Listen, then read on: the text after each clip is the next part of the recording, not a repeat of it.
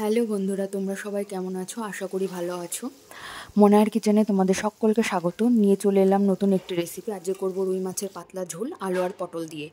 দেখো, মাছগুলোকে ভেজে তুলে নিলাম। এবার ওই মাছ ভাজা তেলের মধ্যে আমি গোটা জিরে, শুকনো লঙ্কা ফোড়ন দিয়ে দিলাম। এরপর আমি যে লম্বা লম্বা করে কেটে রেখেছিলাম আলু আর পটলগুলোকে, সেইগুলো এর মধ্যে অ্যাড করে নিলাম। দেখো, এইগুলো তোমরা গরমে এই ঝোলটা তোমরা একবার ট্রাই করতে পারো, আশা করি খুবই ভালো লাগবে। এটা তোমরা বাটা মাছ দিয়েও করতে পারো, সেটাতেও খুব ভালো লাগবে। এবার এর মধ্যে আমি একটু সামান্য নুন আর হলুদ অ্যাড করে নেব। দেখো, নুনটা তোমরা চাইলে পরিমাণ মতো টেস্ট মতো দিয়ে নেবে।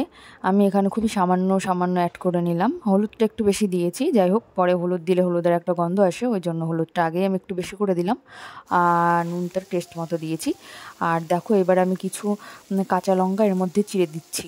আমি লঙ্কা পেস্ট করে একটু কমই দিই, কারণ আমরা ঝালটা একটু কম খাই। তোমরা যদি পারো তো পেস্ট করেও দিতে পারো। দেখো, এবার আমি এটাকে ভালো করে কষিয়ে নিচ্ছি। দেখো, লাল লাল হয়ে ভাজা হয়ে গেছে মোটামুটি। এর মধ্যে এবার আমি অ্যাড করব গরম জল। দেখো, গরম জল অ্যাড করে নিলাম। এবার আমি জলটা ফুটে এলে একে একে মাছগুলোকে এর মধ্যে অ্যাড করে নেব। দেখো, মাছগুলো দিয়ে দিচ্ছি এর মধ্যে। তোমরা এটা গরমকালে করতে পারো, খুবই ভালো লাগবে, স্বাস্থ্যের পক্ষেও ভালো। যাই হোক, দেখো, এবার আমি এটাকে কিছুক্ষণ ঢাকা দিয়ে রাখবো। দেখো, ঢাকা দেওয়ার পর এরকম আমার কালার এসছে। এর মধ্যে আমি একটু ধনিয়া গুঁড়া আর জিরা গুঁড়া অ্যাড করে দেবো। যাই হোক, ধনিয়া গুঁড়া অ্যাড করার ক্লিপটা আমার তোলা হয়নি। দেখো, জিরা গুঁড়াটা উঠে এসছে। দেখো, জিরা গুঁড়াটাই দেখাচ্ছি তোমাদের। ধনিয়া গুঁড়াও তোমরা একটু অ্যাড করো, তাহলে সেন্টটা ভালো আসে। যাই হোক, দেখো, এবার টেস্ট মতো নুনটা তোমরা পরে অ্যাড করে দেবে আর হালকা একটু চিনি ছিটিয়ে দেবে। দেখো, রেডি আমার ঝোল আলু পটল দিয়ে।